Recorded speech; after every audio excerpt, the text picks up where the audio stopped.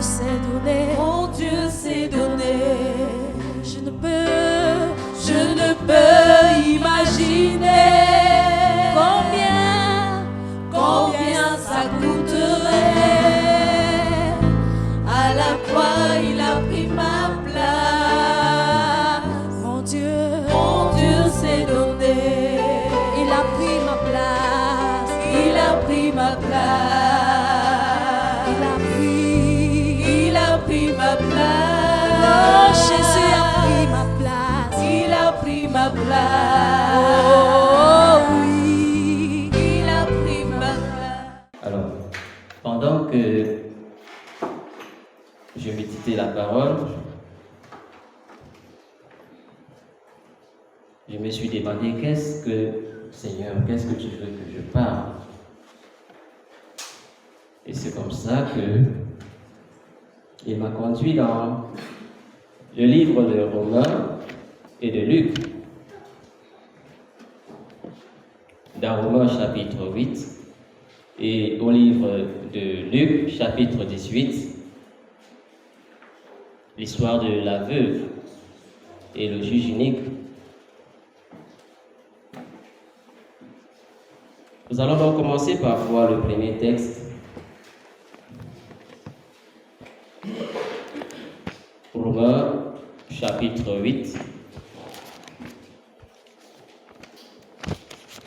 Je vais lire à partir du verset 28 jusqu'au verset 30. Il est écrit, je lis en la version Louis II. Nous savons du reste que toute chose concourt au bien de ceux qui aiment Dieu, de ceux qui sont appelés selon son dessein. Car ceux qu'il a connus d'avance, il les a aussi prédestinés à être semblables à l'image de son Fils, afin que son Fils fût le premier-né entre plusieurs frères. Et ceux qu'il a prédestinés, il les a aussi appelés. Et ceux qu'il a appelés, il les a aussi justifiés. Et ceux qui les a justifiés, il les a aussi glorifiés.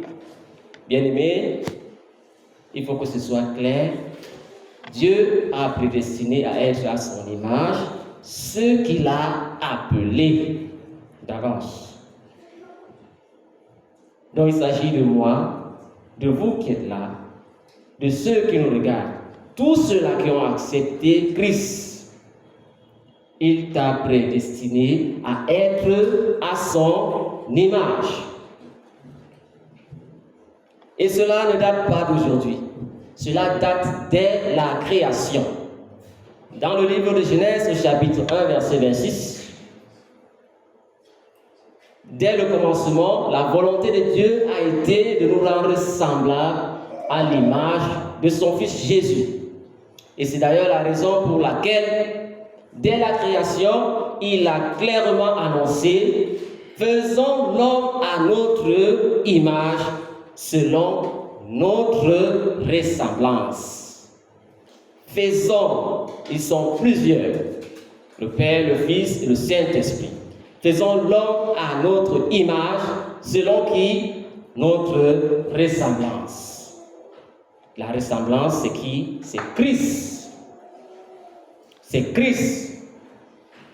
Nous sommes donc appelés à ressembler à Christ. Et du coup, tous ceux qui aiment Dieu, qui sont appelés selon son dessein, c'est-à-dire nous qui sommes ici là, et tous ceux qui ont accepté Christ comme leur Seigneur et Sauveur, Dieu le Père nous a créés à l'image de Christ. Qu'est-ce que cela stipule? Être à l'image de Christ. Être à l'image de Christ stipule que nous sommes spirituels. De prime abord, nous sommes spirituels et en tant qu'être spirituel, nous pouvons commander à la nature qui, à son tour, a le devoir de nous obéir. C'est ce que Jésus a fait dans le livre de Matthieu, chapitre 21, au verset 18 à 19, lorsqu'il a commandé au figuier.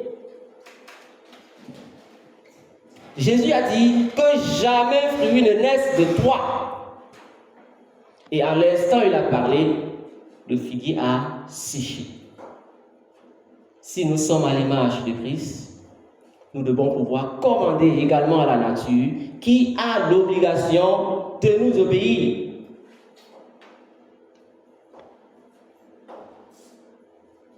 Il est possible, bien aimés, que nous commandons à la pluie pendant que nous avons des plantes et que nous sommes en pleine saison de pluie et qu'il ne pleut pas. Tu dois commander à la pluie. Et la pluie a l'obligation d'arroser les plantes. Amen. Amen. Nous devons arrêter de dire que dans mon village, il y a un monsieur, il y a un certain groupe de personnes qui bloquent la pluie. Non. Au contraire, c'est toi qui as cette capacité de bloquer la pluie. Parce que être à l'image de Christ, c'est comme Élie. Élie l'a fait. Élie l'a fait. Dans 1 Roi au chapitre 17, au chapitre 1er, au chapitre 17, verset 1er. Élie l'a fait. Alors que le roi Achab et Jézabel avaient détourné le cœur du peuple pour adorer les Baals, dans sa colère, qu'est-ce que Élie a dit?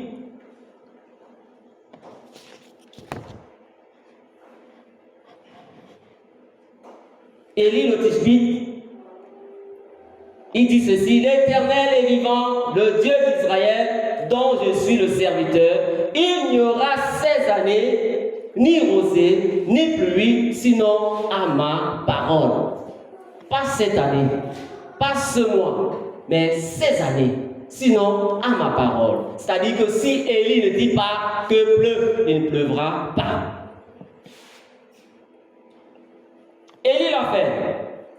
Pourquoi? Parce que le peuple d'Israël s'était détourné pour adorer un autre Dieu. Et comme cela engageait les intérêts du Père, alors l'image de Christ s'est manifestée. Nous de même, nous pouvons le faire lorsque nous sommes à l'image de Christ. Lorsque tu te rends compte qu'il y a quelqu'un qui a un esprit qui détourne ta famille, qui détourne tes frères pour les amener à adorer notre Dieu, tu as ce pouvoir. Tu as ce pouvoir contre ces forces spirituelles de dire lâche, de dire libère. Pourquoi? Parce que les intérêts du Père sont engagés. Les intérêts de Dieu sont engagés. C'est ça, être spirituel à l'image de Christ. C'est également être comme la reine Esther. Esther, dans Esther chapitre 4, 11, elle a bravé la loi portant peine de mort contre quiconque, homme ou femme, entre chez le roi dans la cour intérieure sans avoir été appelé. Il fallait au préalable que le roi t'appelle.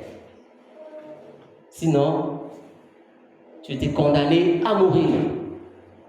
Imaginez un seul instant que tu débarques ici à la présidence sans avoir été invité par le chef de l'État. Imaginez bien aimé, à la guérite, qu'est-ce qu'on va te faire? On va faire ta fête. On va faire ta fête. C'était la même chose. C'était la même chose. Personne, homme ou femme, n'avait le droit d'y aller sans avoir été appelé. Mais comme le peuple de Dieu était menacé d'extinction par les dires qui avaient été écrits par Haman, on le connaît. La reine a dit, elle ira, elle va braver, et elle a bravé l'interdit. C'est ça, être spirituel à l'image de Christ.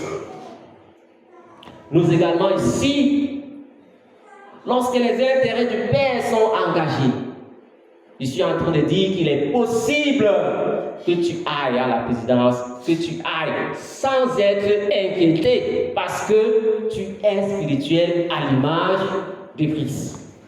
Amen. C'est de ça qu'il s'agit. C'est être comme Pierre. La Bible nous dit dans le livre des Actes, au chapitre 5, verset 15, que son ombre guérissait les malades. Pierre marchait et l'ombre guérissait les malades. Bien-aimés, c'est à ce niveau que Dieu nous appelle, que Dieu nous attend. Lorsque tu mets les pieds dans un centre hospitalier, les malades guérissent. Amen. Lorsque tu arrives dans une ville, les malades guérissent. Être spirituel, c'est apporter la solution au problème d'un frère. Que ce soit une sœur, apporte la solution au problème de ce bien-aimé.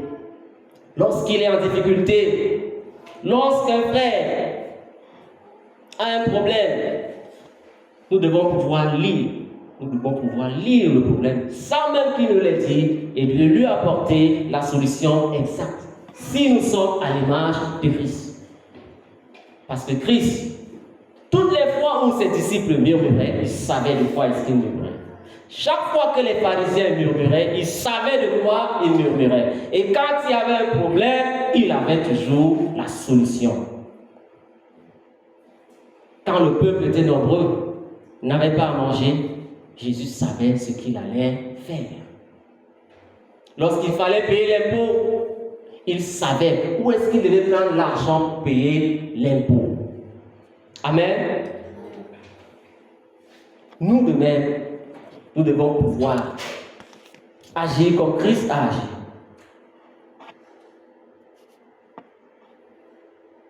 Nous devons pouvoir détecter un dossier enfoui dans un ministère, dans un bureau, savoir que ce dossier est bloqué là-bas et ordonner à ce dossier d'avancer et le dossier avance. C'est ça, être spirituel, à l'image de Christ.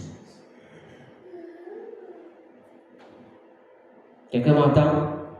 Être spirituel, c'est rejeter la colère. Rejeter la colère. Il y a des personnes coléreuses. Il faut être capable de rejeter la colère.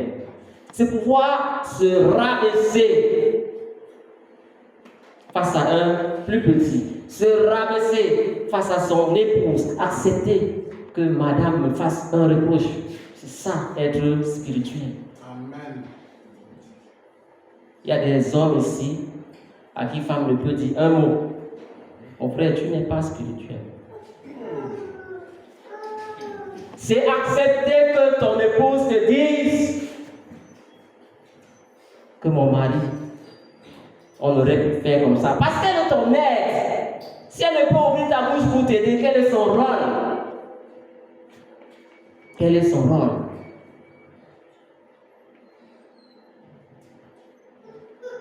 Et les dames aussi, apprenons à faire des remarques. Il y a une manière pour faire la remarque.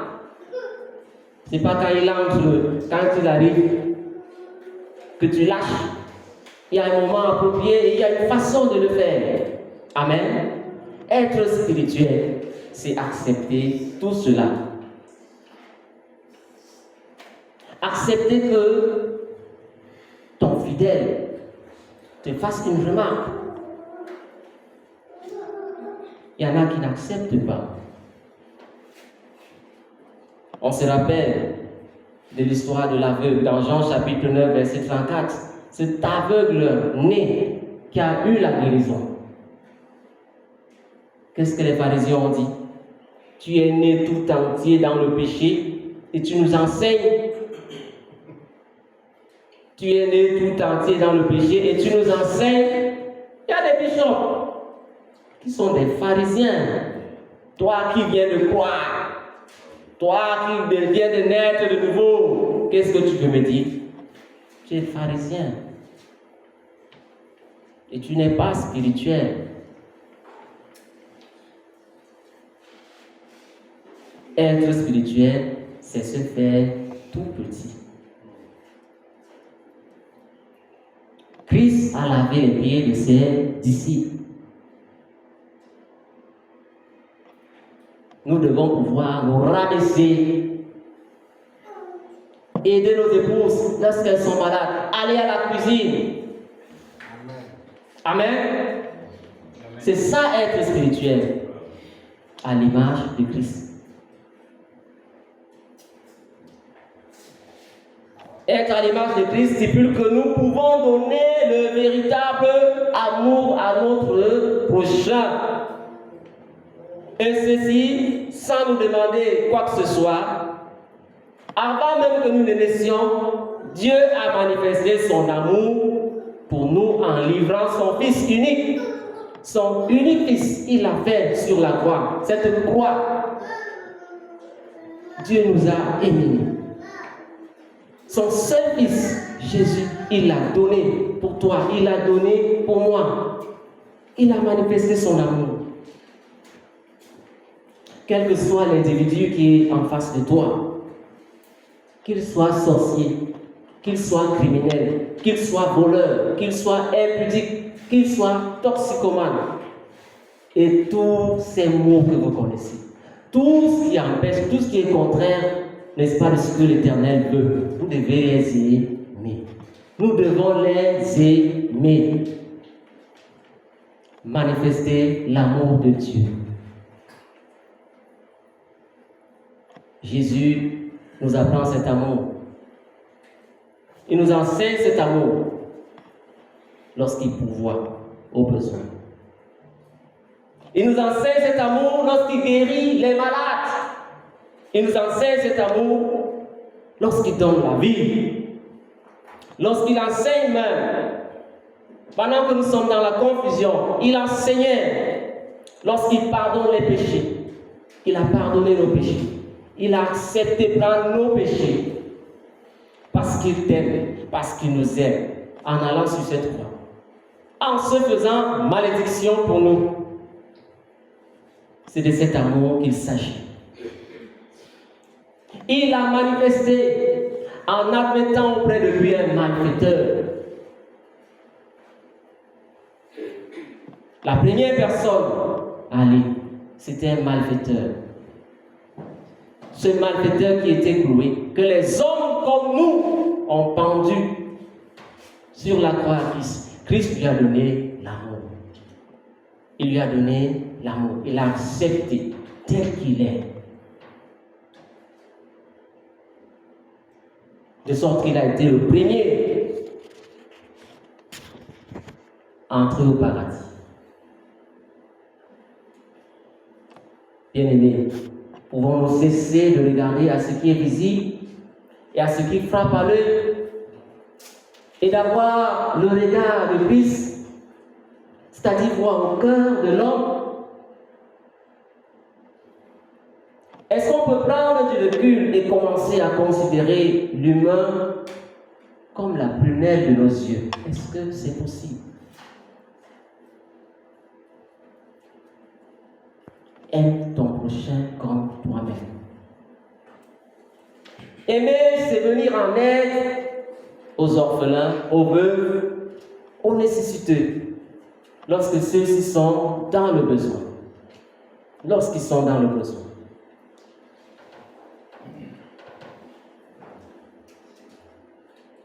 Il s'agit d'un amour inconditionnel.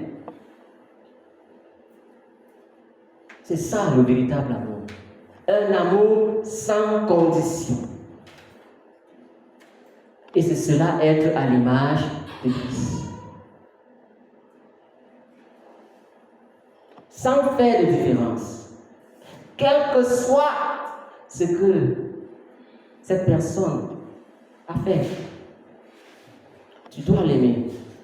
Qu'elle ait tué quelqu'un, qu'elle ait tué un membre de ta famille, tu dois pouvoir l'aimer si tu veux être à l'image de Christ. Amen. Être à l'image de Christ, c'est également ne manquer de rien. C'est ne manquer de rien.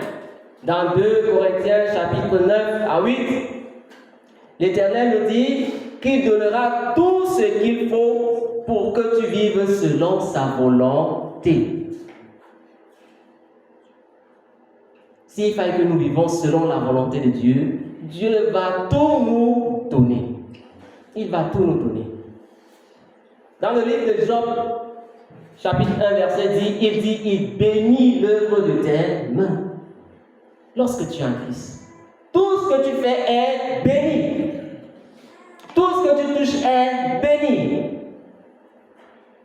Lorsque tu acceptes Christ comme ton Seigneur et Sauveur. Dans Philippiens chapitre 4, verset 19, il dit qu'il pourvoira à tous tes besoins. Amen.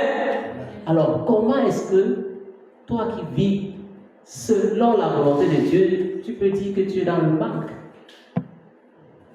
Si tu es en Christ, tu ne dois manquer de rien. C'est ça être à l'image de Christ. Amen. Si tu as besoin d'une maison, tu dois pouvoir l'acquérir. Si tu as besoin d'un moyen de locomotion, tu dois pouvoir l'acquérir. Si tu as besoin d'argent, tu dois pouvoir l'acquérir. Tu as besoin d'un travail, tu dois pouvoir l'obtenir. Parce que Christ a appelé ça des choses. Dans Matthieu 6, 33, il a dit, ce sont des choses qui ont l'obligation de te suivre lorsque tu le cherches. Lorsque tu le cherches, automatiquement, tout ceci suit. Est-ce que tu cherches Christ? Bien-aimé, est-ce que véritablement nous cherchons Christ?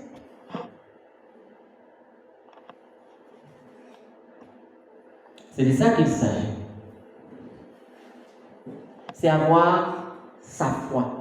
Être à l'image de Christ, c'est avoir sa foi. Parce qu'il a dit, ce n'est plus moi qui vis, mais c'est lui qui vit en moi.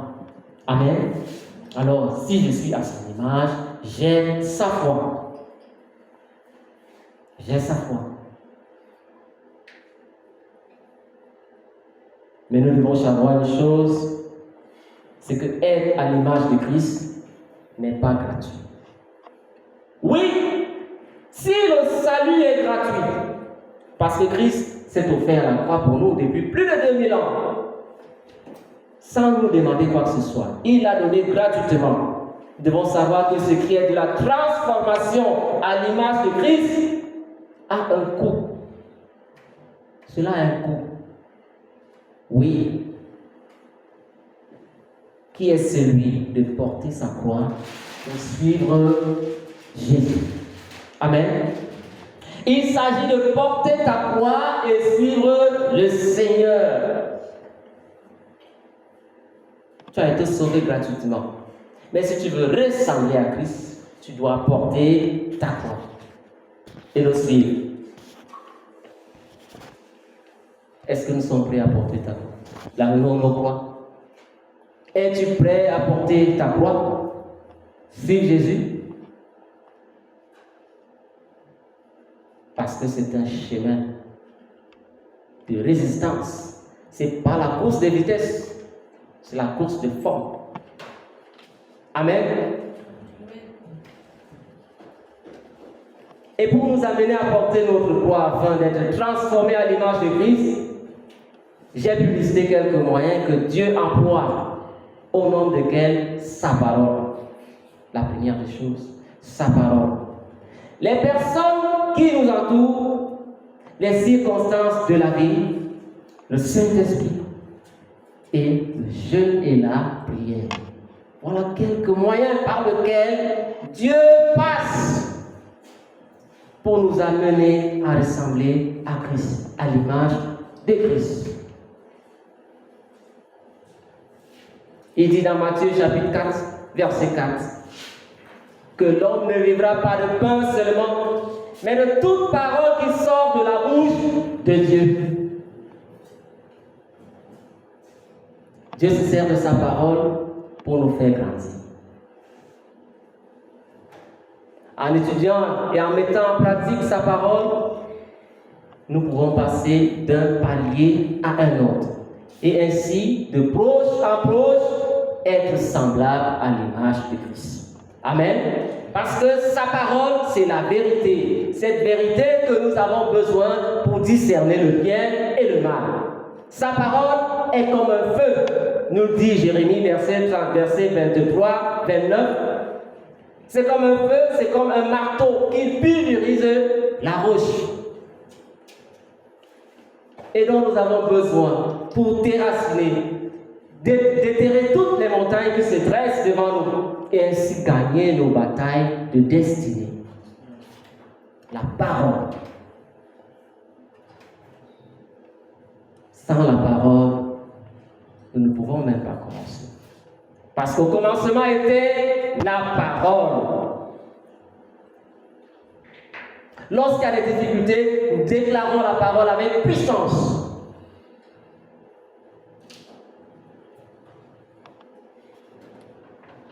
Dieu soutient notre croissance en permettant que nous vivons en communion avec des personnes qui ont d'autres croyances. Nos voisins et ceux avec qui nous sommes en contact au quotidien ne croient nécessairement pas au Christ. Nécessairement pas. Tous nos voisins. Ils peuvent avoir des croyances et des pratiques qui sont contraires aux nôtres. Et nous avons l'obligation de vivre avec eux dans la joie et dans la paix. C'est une obligation si nous voulons être à l'image de Christ.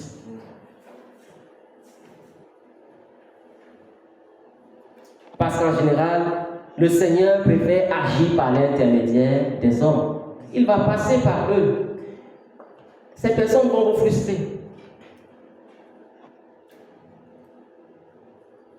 Ainsi, il nous apprend à dépendre les uns des autres dans une communion fraternelle et le discernement communautaire parce que son souhait est de nous voir grandir ensemble.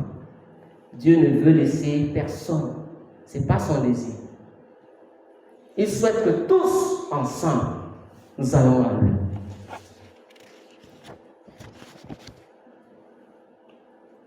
Tes voisins vont te rejeter parce qu'ils ne croient pas au Christ.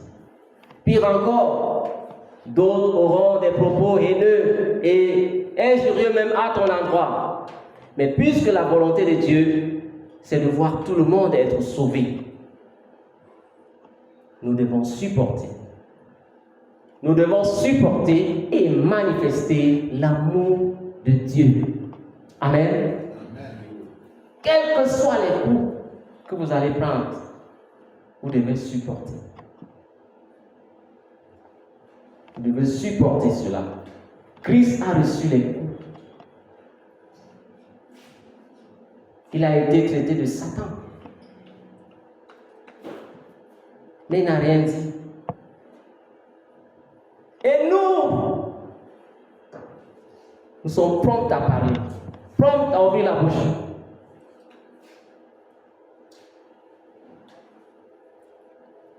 Que notre langue soit langue à parler. Alors, les circonstances que nous offre, n'est-ce pas, la vie, est un cadre idéal où nous pouvons exercer notre ressemblance à Christ. Toutes les circonstances. Nous aurons des épreuves en choisissant le chemin de Christ. Ça, c'est inévitable. Les épreuves viendront. Les difficultés viendront de tous bords. Même par ceux-là que vous ne pouvez pas imaginer. Les difficultés viendront. Parce que vous avez choisi de ressembler à Christ. Mais la bonne nouvelle que je vais t'annoncer, c'est que celui qu'on appelle Christ, qui s'appelle Je suis, qui est le véritable, qui est le redoutable, qui est le tout-puissant, a payé sur la croix pour porter ces difficultés. Tu n'as plus rien à porter. Tu n'as plus rien à prouver. Lui, il a versé son sang sur la croix afin de s'en occuper. Laisse-lui porter ses péchés. Apprenons à compter sur lui lorsque les épreuves nous accablent. Cessons de compter sur nous-mêmes. Lorsqu'une difficulté se présente, sache que de tes propres forces, tu ne peux la résoudre. Alors qu'en t'appuyant sur Christ, tu auras toujours la victoire. Amen. En t'appuyant sur Christ, tu auras toujours la victoire. Lorsque les circonstances sont contraires à nos rêves et à nos coutumes, choisissons de ressembler à Christ. Choisissez toujours de ressembler à Christ. Il y a des coutumes où l'homme ne doit pas entrer dans la cuisine. Et lorsque madame est malade, tu fais comment? Choisis de ressembler à Christ. Ressemble à Christ. Lui, le roi des rois, qui a lavé les pieds de ses disciples. Imaginez Paul Biya en train de laver mes pieds. Christ s'est rabaissé. Si tu ne choisis pas de ressembler à Christ, les autres vont vous transformer en leur image. Ils vont vous transformer en leur image. Amen.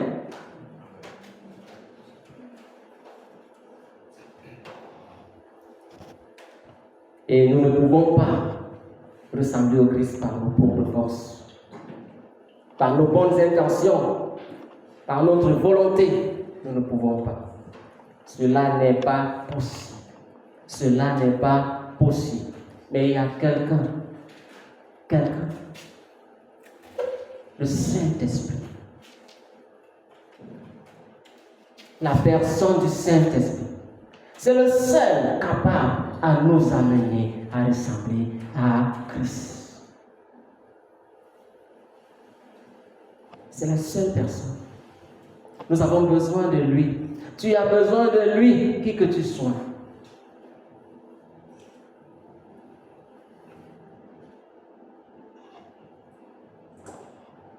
C'est lui qui va nous inspirer dans nos choix.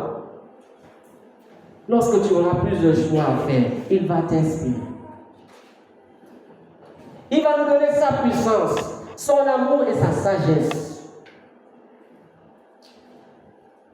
Amen. Puisque l'Esprit vit en nous, ses grâces sont toujours à notre disposition lorsque nous les demandons et lorsque nous faisons un pas dans la foi. Parce qu'il est en nous. Bien-aimé, tu as intérêt de demander si tu ne l'as pas encore. Je l'avais déjà dit ici. Et toi qui l'as déjà, laisse-le opérer, laisse-le se mouvoir. Laisse-le t'amener où il veut.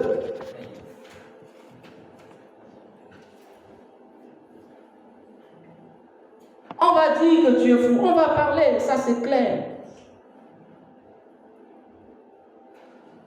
Laisse-le sans raisonner.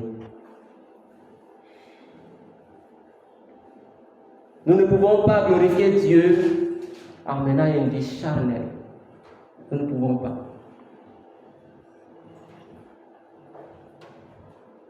Tu t'intéresses à ce qui est charnel. Tout ce qui t'intéresse, c'est manger, c'est le boire. C'est manger, c'est boire. C'est avoir des maisons, c'est avoir des voitures. C'est vrai que Jésus nous donne cela. Mais ce n'est pas la cause première de sa venue sur la terre. Ce n'est pas la cause première. C'est bien plus profond que ça. Il s'agit de nous rendre semblables à lui. Voilà pourquoi il est venu sur la terre. Mourir parce qu'il veut que nous soyons semblables à lui.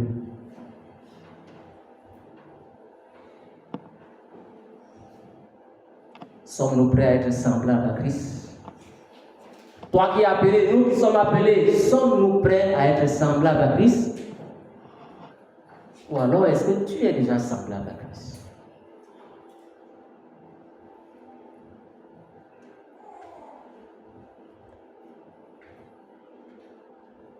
Pour cela, nous avons besoin de la prière.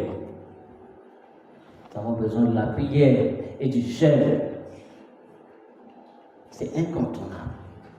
Il va t'amener à jeûner, il va t'amener à prier, il va t'amener à passer des nuits blanches, à prier, à le chercher. Et il dit dans Matthieu 7,7, cherchez. Demandez et l'on vous ouvrira. Cherchez et vous trouverez. Frappez et l'on vous ouvrira. Demandez. Il s'agit de la prière.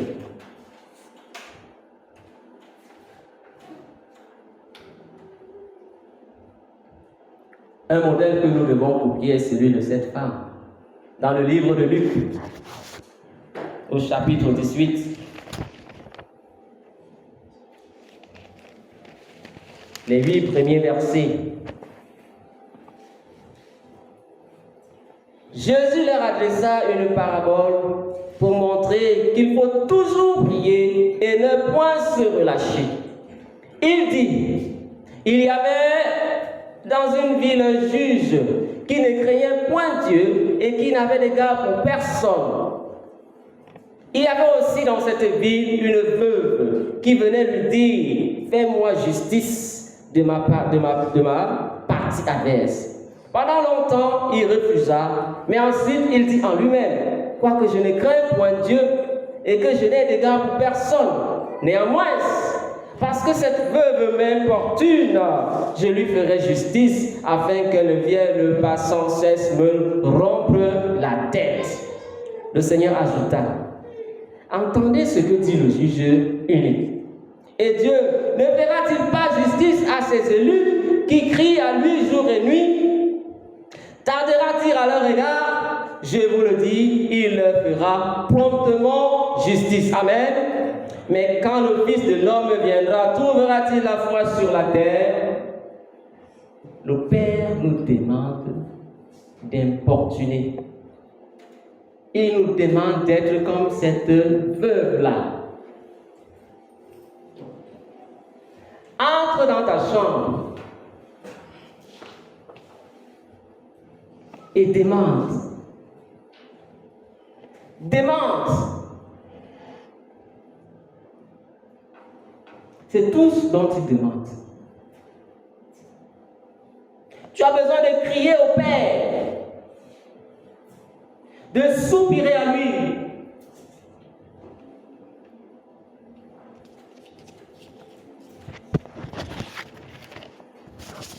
Tu as besoin de prendre des moments d'intimité avec le Père. Nous en avons besoin. C'est capital. Et lorsque tu cries au Père. Tu cries au Père. Sans que personne ne soit un obstacle. Tu appelles le Père, tu cries à lui. Père! Père! Vous en avez besoin. Dans ta chambre. Tout ce que je veux, c'est toi. Père, nous ne voulons rien d'autre que toi.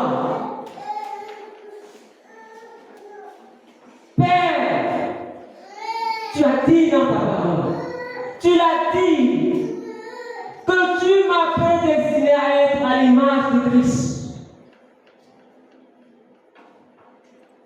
Père, voilà ce à quoi j'aspire. Que tout ce qui en moi te cherche. Que tout ce qui en moi te cherche. Que mes pensées te cherchent. Que mes désirs soient de ressembler à Christ. Père, nulle part sans toi, Seigneur. Nulle part sans toi. Enlève à moi tout ce qui n'est pas de toi. Ôte de moi tout ce qui n'est pas de toi, Père. Amène-moi, Seigneur. Amène-moi, Seigneur. Là où tu veux, là où tu as prévu.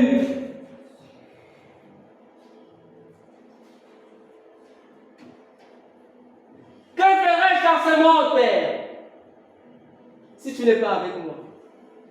Que ferais-je dans ce monde, Seigneur? Nous avons soif de toi. Nous avons soif de toi, Jésus. Nous avons soif de te ressembler. Ton peuple a soif de toi, Seigneur. Nous voulons plus de toi, encore plus de toi. Que cette soif augmente chaque jour. Qu'elle augmente chaque jour. Seigneur, Seigneur, touche le cœur. Transforme les vies. Transforme les vies. C'est pour ça que tu es mort, Jésus. C'est pour ça. C'est pas pour que, Éternel, nous nous glorifions dans des endroits luxueux. Non, c'est pour te ressembler. C'est pour être à ton image. C'est pour être à ton image. Je refuse de cette vie. Je refuse de cette vie qui ne reflète pas ton image, Jésus. Nous ne voulons pas de cette vie. Nous ne voulons pas de cette vie, Père. Touche ton peuple. Touche ton peuple, Père. Transforme-nous. Amène-nous à une autre dimension. Amène-nous à communier avec toi, à marcher avec toi, comme Moïse marchait avec toi, à marcher avec toi, comme Josué marchait avec toi. Nous voulons marcher avec toi, comme ces grands hommes marchaient avec toi, Seigneur.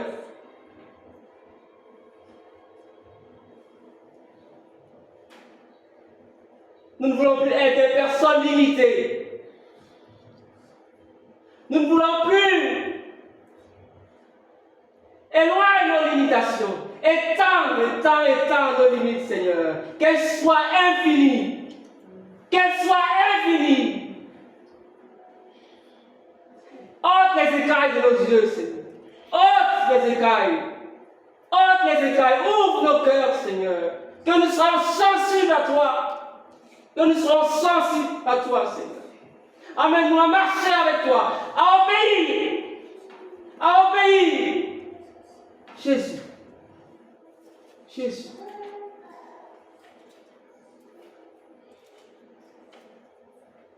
Touche ton peuple, Seigneur. C'est ta volonté. C'est ta volonté. Que nous soyons à ton image, Seigneur. Merci, Jésus. Merci, Seigneur.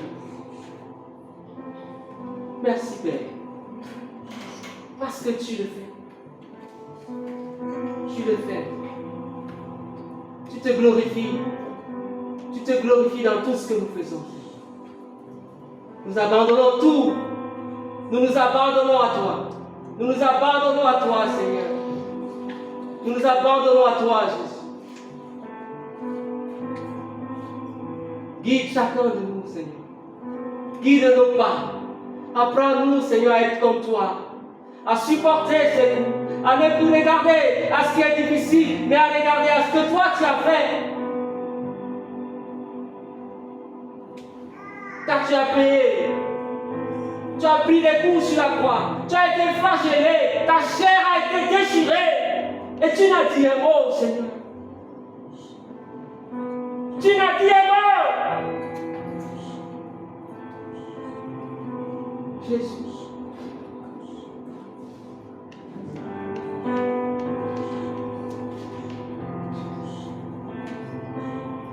Augmente, Seigneur. Amène-nous où tu veux. Amène-nous où tu veux. Amène-nous là où tu as choisi, Seigneur. Quelles que soient les circonstances, Père, nous choisissons de regarder à toi. Quelles que soient les difficultés, nous choisissons de regarder à toi. Quels que soient les manquements, nous choisissons de regarder à toi.